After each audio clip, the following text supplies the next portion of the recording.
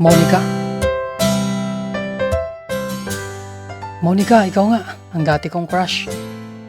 You look. Ay nako, palagi na lang stress. Problema sa tiyan. No isang linggo constipation.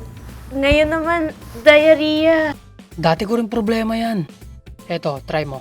Ang Protexin Balance ay may 7 probiotics, grows to 500 billion good bacteria to fight bad bacteria. Better digestion na, healthy colon pa! Sir, eto na po.